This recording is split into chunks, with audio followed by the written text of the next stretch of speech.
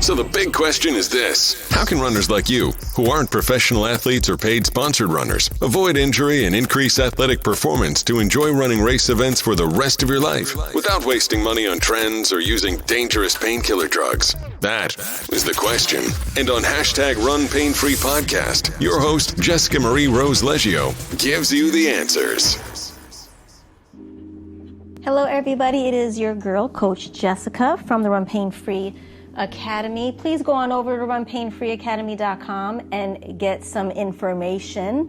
Our nutrition plan, curriculum, our live streams are replayed there. Constant interaction and questions, tons of motivation and support, master classes, myths and misconceptions, the list goes on. Go over there and get into the academy. And please follow us at Run Pain Free on Instagram, also at runpainfree_Instagram. We are global and we're here to help the runner keep running forever.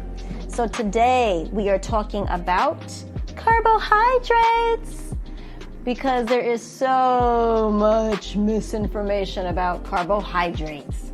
And even as my Italian Sicilian self, who was born and bred on tons of macaroni on a weekly basis, I'm here to tell you that there's a ton of misinformation at the most basic level about them. And we're going to bust that up today. So, carbohydrates are fruits, vegetables, and starch. That's first. Off the gate, I am needing to make that very clear. People really think they can have an abundance of fruit and it's not going to bother them. That is my problem with WeightWatchers, because they have no limit on fruit, and fruit is sugar. Specifically, when you have an over portion of the fruit, it's all turned into sugar. So the body will only ever take what it needs, and then it either gets rid of what it doesn't need or it stores it. Okay? So if you don't have a good processing system, you're going to store it, and you're going to store it as sugar, which becomes fat. And that's what happens. Okay? So I'm going to get ahead of myself, because let me tell you, I get very hype when we talk about these things. So carbohydrates are needed, people. You absolutely need carbohydrates. Stop thinking that ho-hos and Twinkies and Captain Crunch and rice are equal to sweet potatoes, string beans, and strawberries, because they're not. They're all sugar, but some are what we call simple and some are what we call complex. Okay? So simple sugars are that exactly. They're simple. They're very easy to break down. They're in and out, like poof, they just go into smoke when they go into your body. They're not used for anything. It's a quick surge, a big old nothing, and then a big old crash to follow it. That's what simple sugar does to you. This is understood if you have a big old bowl of cereal in the morning that's not a nutrient dense one like a Kashi or a Raisin Bran even, but say you're having, like I said, Captain Crunch, one of my old time favorites from growing up, Fruit Loops. That's straight simple sugar. An English muffin is simple sugar, but it's actually better than a Fruit Loop. Every single thing has a level, guys. Every single thing has a level. And I could actually talk about this for probably like 8 hours straight. I'm not going to do that. So I'm going to try to condense this as much as I possibly can. So when we have a Fruit Loop, it goes in, and as soon as you start to eat, your insulin surges. The insulin surges because it's like, oh, we're eating. The pancreas surges insulin so you can break down the sugar. Well, when it's simple, it burns through it in seconds, okay? Like seconds, super fast. And then you got all this extra insulin hanging out, being like, okay, what do I do now? I have nothing to do. I'm just hanging out here. I'm going to twiddle my thumbs. Hey, you, can you eat more sugar, please? Because I have an excess of insulin that I need to get used because, I'm just sitting here. And so you want the same type of food idea category that you just ate. It's what your body is actually calling for. So you want, quote, more sugar. So that feeds the cycle of sugar because it's simple, okay? So now the problem is when you eat more insulin is generated. So the insulin that was sitting there floating around doesn't get used up because more insulin comes. And around we go. I talked about this briefly on another podcast with ATP. Go listen to that if you haven't, or listen to it if you just listen to it. And anyways, so then this whole cycle of crash, high, crash, high, crash happens all day long. And when this happens excessively, your body gets real tired of it, okay? And when you start to have a problem processing sugar. And when you have a problem processing sugar, your blood sugar gets really annoyed. And then you have a spike in blood sugar, drop in blood sugar, spike in blood sugar, drop in blood sugar. And your kidneys get real tired of that. And so everything starts to kind of slow down. And eventually you kind of stop processing sugar. And that's when you're borderlining type 2 diabetes. Now, maybe one day I'll do the difference between a type 1 diabetic and a type 2 diabetic, because they are totally different. Totally different. A type 2 diabetic, you have complete control of fixing. You can literally fix this with eating and exercise. If you don't, you're going to be put on pills. If you don't do it with the pills, you're going to need insulin. Period. You're going to continue to grow, but you absolutely have control over it. This is happening because the way you're eating and what you're eating, and most importantly, the times you are choosing to eat, are not cohesive. And your body can't process all of this simple sugar, and it's of abundance. And you're bloating, and you're holding it, and you're holding it, and you're holding it, and it's just too much for your system to handle. This does not happen when you have a sweet potato. When you have a sweet potato, this doesn't happen because the sweet potato is nutrient dense. It is a complex starch. It is a complex sugar. So is brown rice. Not the same as white rice, although white rice is better than a Fruit Loop. You see what I'm saying? So when you have complex vegetables, complex sugar. Fruits, complex sugar. Now, citrus fruit is the highest content of sugar of all fruits. So it's not simple, but it's very fast, even though it's complex. So those types of fruits, citrus fruits, oranges, pineapples, grapes, you want those early in the morning, so you actually use that sugar and you burn it off quick and there's nothing to store. And so see how there's levels to all types of complex and simple. Everything has like a level with it.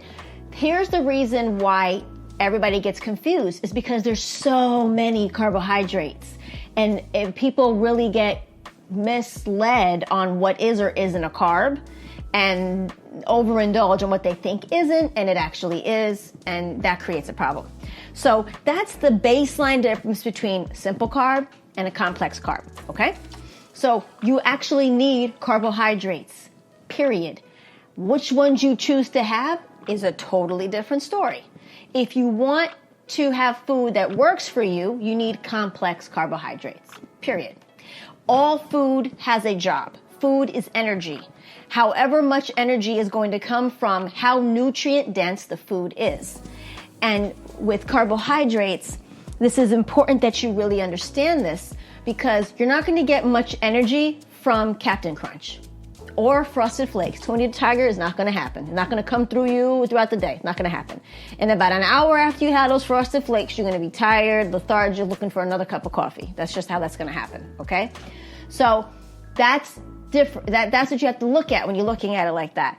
However, if you had a sweet potato for breakfast, or eggs and a half of an English muffin and a half of an apple, totally different.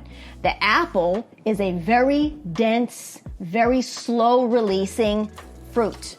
So your body works really hard to digest an apple. For instance, I have digestive issues. I have intestinal dysfunction. I've had it since I'm 3 years old, which is why I've been doing nutrition since I'm a wee little girl, 11, 12 years old. So I actually can't digest apples. It's just too hard for me to digest them. They're extremely dense and extremely hard. So this is a very good very good fruit, very good complex carbohydrate to use for slow, sustained energy. Great to use for a pre-run because it's slow released. So I always have my runners have a half an apple or a full apple, depending on the length of the run, pre-run, because it's a great slow release, constant slow release carbohydrate for energy.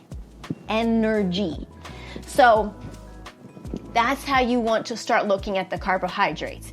If you choose to have a Twix, you chose to have a Twix. That's your choice. And you need to look at the Twix like, I'm not looking at you to do anything for me, but give me a moment of satisfaction on my lips and in my mouth, and that's it. That's what I want from you, Twix. And then that's fine. Have at it. Enjoy your Twix. Dunk it if you want to. But you have to eat it knowing that that's not doing anything for you, and you chose to do that. That's what was your choice for that meal, was to have a meal of something that's going to do nothing for you. That's your choice. It's totally fine you choose to do that. I like donuts. I choose to have a donut, okay? But I'm choosing to have a donut knowing it's not doing anything for me but satisfying my need for that donut, or my want for that donut. Let me rephrase that. So want, not a need, okay? So, but you have to, when you start looking at it that way, you'll then look at your other food like, no, I need that burger and that sweet potato as my night before my marathon meal, night before my half marathon meal, because I know that iron in that meat is going to deliver my oxygen transport to my muscles so I have oxygen, and the sweet potato is going to give me the carbohydrate that is then going to be formed into glycogen that's going to get stored into my liver and my muscle, and the two of those guys together are going to bust ass tomorrow on that course. That's why, okay? Everything has a purpose. So when you start looking at things that way, you start approaching eating differently. Food's job is to work for you. If it's not working for you, it is working against you. And it is fine if you choose to have something that doesn't work for you. That's fine. Don't beat yourself up about it. You chose to do it. Deal with it. It's fine. Move on. Just make sure that when you're choosing on a regular basis, that you're choosing stuff that actually works for you. Here is why carbohydrates is so important. It's because it's what delivers glycogen to your muscles, what is used for energy. And you all hear this, but when we talk about it in the deep sense of it, it's the actual root of how you get ATP, the energy source and transfer of energy throughout your cells in your body, which is in the ATP podcast. I'm not going to go into it, but that's how it happens. So there's a much deeper reason why you really need carbohydrates. I do not know where you think you are running with no carbohydrates. I don't. You will be gassed and tanked at mile 14 for a full marathon. Tanked, okay? And you will be locked up with lactic acid with straight legs that can't move because your body was tapping into other processes because it ran out of ATP on its own, ran out of the glycogen, has no more energy, which is carbohydrates, guys. Carbohydrates is your energy source. It is the energy fuel for your brain, not for nothing. Period. So then anyway, when it bypasses all of those guys, it goes into lactic acid. And that's when the body is like, no, we got to stop because after this goes to fat. And that's no good. We're not going to let you use our fat storage for your gain on this marathon. Not going to happen. I will shut this whole system down. And that's exactly what your body does. That's why you lock up. And then you're like, oh, I had lactic acid buildup, which is, yes, true. You did. But there's a real reason why you had that. You didn't have enough glycogen in your muscles because you didn't eat enough complex carbohydrates. Now, I just said, my last name ends in a vowel. I am Sicilian. I was raised on having macaroni every Wednesday and every Sunday. That's sauce days. Macaroni does not give you energy. The fact that so many runners still believe in having macaroni or spaghetti the night before their marathon and quote carb loading is ludicrous. Here's the thing. Carb loading is specifically being done so you have an excess of glycogen in your muscles. What I just described, what I just explained about why you need carbohydrates and how the sweet potato glycogen is going to go into your muscle and your liver, and they sit there and they wait for when you need them. And as soon as your ATP runs out on its own, those guys are ready to go. That's what it's for. So the idea is, oh, let's have all these carbohydrates We're going to store all this stuff and we'll have it for tomorrow. Where here's the thing. If you're a runner who's running for a marathon, you've been running 20, 30 miles a week minimum. Because I know a lot of you will run way too much, 6-7 days a week. So I'll give you 20, 30 miles a week minimum. The fact that when you are someone who runs 20 to 30 miles a week minimum, you burn through simple carbohydrates so quick you can't even blink. And macaroni is simple carbohydrates. It is not a dense starch. It's not. And God help you if you don't make it right and you make it and you overcook it and now it's mush. That's even worse starch. That's even higher starch. If you cook it al dente, it's much better off because it's not so starchy. Sidebar. But you all really believe that this is what's happening. Well, here's the sidebar. You're like, well, I have it with sauce. Whether you have a bolognese meat sauce or marinara sauce, most sauces are made with meat. What's meat? Iron. So most sauces are created with meat, and then sometimes you're having that meat on your spaghetti or your macaroni. And some places, I'll tell you the truth, some places make their one pot of sauce and have some part of that sauce stay with meat, and they take some sauce out without the meat and they put that as a marinara sauce. And you don't know, but your sauce is infused with iron. Just saying.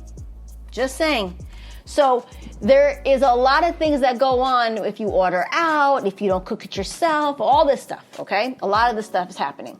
So iron is in there. So then maybe you do have some energy, but it's from the iron. It's from the tomatoes. It's from that sauce. It's not from the macaroni. Go ahead and have that same level of spaghetti with butter and salt, and tell me how you feel. Bloated, tired, and hungry as hell. That's what you're going to be the next day, because you're going to blast through it all night, because your body is on 1,000,000. When you're a runner, you're burning 24/7. You can't keep enough carbohydrates on you. And then if you're somebody who's like, oh, I'm not going to eat carbs, you're burning on fumes. The minute you put carbs in your mouth, your body's like, it just takes everything, and it's like, oh, take it, keep it, and it stores it as fat, because it's like, they starved me of this and like I really want it. Or you actually can't process it well and you get bloated. And you probably get a stomach ache. A lot of your stomach aches are from what you're eating the night before. This carb loading bit, a lot of you guys have the stomach issues the next day because you're carb loading on macaroni that you probably haven't eaten at that level for a long time, and you all overeat the night before. Like, that doesn't make sense. Let me let you know again, you're not going to fuel your marathon the night before. If you haven't been on top of it for the past 6 months, sorry, didn't do it. Okay? By the way, stop it. Get into training mode properly. The day you start your training mode for your marathon is the day you start eating for a marathon, okay? It's not the night before. So a lot of you guys run 6 months to get out there and do this amazing course, and you eat all this macaroni the night before, and you tank because you have no energy. You didn't give yourself the proper energy. Your muscles go bananas. You start to cramp up, and you're tanked. Your stomach hurts. Maybe you got diarrhea. Maybe your butt. Yeah, all this stuff happens. Because of carbs. Because of how you ate the carb. Now, if you had a burger and a sweet potato, that wouldn't have happened. And then, well, Justin, what about, I'll talk about protein another day. I won't get in that one. But this is why you have to pay attention to what all these food groups do for the human body. And the body is an amazing machine, and it will do whatever you really want it to do. And it will cover up a whole bunch of stuff going on until it can't cover it up anymore. That's the way the body works. It's just the way the body works. And having been in this for over 25 years, having had my own personal health issues with it, having worked with hundreds of nutrition clients, and I've actually tested my own nutrition plan in a controlled setting of 200 participants of all walks of life, shapes and sizes, all athleticisms, all at once. And I've had 100% results in all of my work as that in that nutrition plan. I've had vegans, I've had vegetarians, I've had raw eaters, I've had everything under the sun, and I see what happens to the body on an athletic exercise level, or active level, I should just say, on an active level, in terms of what happens with the lack of certain food groups. Because when you test something in a controlled setting, you have full control over what they're eating at all times, and it's very easy to see who is and isn't doing what you asked, and they get dismissed. So I have the results off of people who've actually literally done what was given to them, said to them on my plan, and I've had the experience to see what happens to the body under those circumstances where there's nothing else to blame but the food, whatever in or whatever's not in. And it's exceptional when you see what the body actually is going through that you're not able to cover up. It's exceptional. So when you want to look at carbs like the worst thing in the world, it's literally the simple carbohydrates, which is all the white stuff, all the box stuff, all the processed stuff, anything that's quick, anything that's quick served, anything that's done for you, that's processed, simple carbohydrates. If you want, the only starches that really work for you are sweet potatoes, brown rice, and quinoa, in that order. And quinoa is the highest protein starch. So it has a double effect on it.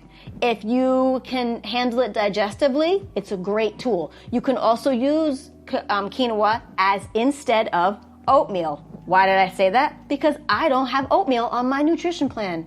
You heard it first. If you want to get bloated, get constipated, and store heavy amounts of sugar and therefore fat, have at your oatmeal. Have at it.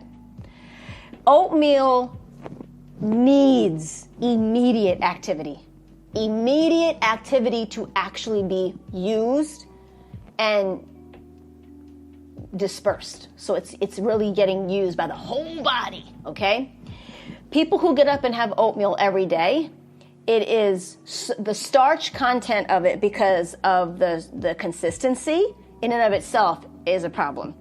If you've ever let your oatmeal sit after you're done eating it, and like you left a little bit in the bowl and you just let it sit there, and you see how thick it gets and how it sticks to the bowl, that's exactly what it does to an average system. And I'm being nice by saying average because nobody drinks enough water. So if you're not up on your water game, which no one is, and you have this breakfast that you were just fasting all night, by the way, you're not hydrated yet, by the way, and you have oatmeal, guess what it's doing? Like sludge, literally. And they're like, oh, well, that's high fiber. No, that's not happening. That's not happening at all. That's an illusion also. Oatmeal is so constipating, it is not even funny. The pressure of it could push out some stuff. Sure, could push out some stuff. If you happen to be hydrated and you drink well, that could totally be the case. It is not common whatsoever. It is much more common that you actually don't go to the bathroom and you're constipated and bloated and super tired. Why? Because the body's sensory system senses how much is coming in, and it surges insulin thinking that it needs that much, and it is so much of a surge of insulin to take down this oatmeal that there is a huge crash right after it. That doesn't happen when you have protein. That doesn't happen when you have eggs. Doesn't happen when you have eggs with an English muffin even. Doesn't happen. There's so much work happening. So the best thing to do, and I say, the only people I'm okay with having an oatmeal is someone who is running that morning more than 10 miles. That's different. And even still, I would much rather you had a sweet potato, a baked sweet potato, with some cinnamon and butter on it. I have a client who sautés up a cut up apple, a chopped up apple, a couple of pieces of a chopped up apple, and then bakes a sweet potato, puts it on top of it, and that's her long run breakfast. It's amazing. Very slow acting, crunchy, satisfies a whole bunch of sensories, a whole bunch. it's from years of seeing what people's bodies respond to with and without oatmeal. It's very bloating. This overnight oat business, it increases the starch. I'm going to be nice and say triple, but I know it's more than that. I know it's more than that. It increases the starch. You got to know food is chemistry, guys. So when you're, macaroni raw is straight fiber, by the way. Cooked, it is starch. Cooked is starch. So things change when they are in certain environments and met with other things. It changes things. Lentils are protein, right? Yeah, but if you stir them while they're cooking enough, they become starch. It's a very high starch meal, not so much protein. It gets outweighed because you create a thick consistency around it. Yeah. So there is a chemistry that happens when you're eating, how you're cooking it. And that's not even to say what you're cooking it with, what oil, whatever. Just the acting of the food itself is chemistry. It changes it. So the overnight oats is like, oh my Lord. It just puts so much strain on your digestive system. And the more your digestive system has to work to digest something, the more sluggish you get while that's happening. And the heavier and the more dense that food is, the worse you feel. Okay? You may not notice this until a few hours later, but that's why you feel like that. That's why. Add to this somebody who doesn't drink 120 ounces of water a day, which is baseline for all human beings. Add to that.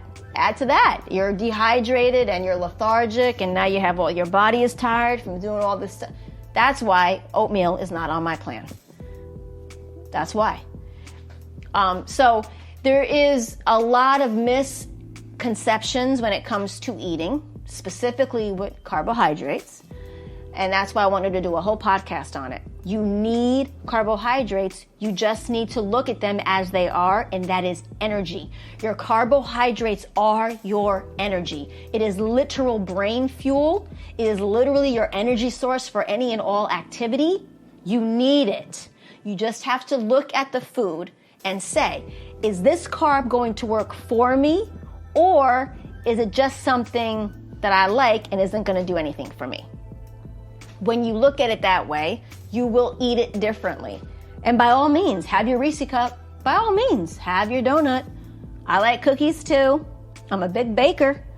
But I know how to eat it, when to eat it, and what to do for what, because they're all very different things. So again, carbohydrates are fruit, vegetables, and starch. All the white stuff, all of the box stuff that's all processed, very simple, they're pretty much more empty calories, meaning there's no density to it, there's no nutritional really value to it, there's no use of it. It's in and out or in and burned quick fast. And then there's the complex, which actually take a long time to break down, take a long time to work through. Your body takes nutrients from it and it uses it in one place, uses it in another place, stores it here, stores it there, and creates the glycogen stored in your muscles and your liver for you to run marathons. Thank your carbohydrates. Stop getting rid of them, because they are there to help you do what you actually want to do, and that is run and feel energized, guys.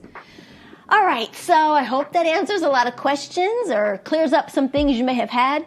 Please comment below, reach out to us on Instagram, comment on Instagram, share this with your peers, share this with your network. This is always information that helps any and everybody, and I thank you for listening. Thanks, guys. You're listening to the Run Pain Free podcast, brought to you by the Run Pain Free Academy, featuring biomechanics, athletic injury correction, and conditioning expert Jessica Marie Rose Leggio. Thank you for listening. We hope you enjoyed today's show.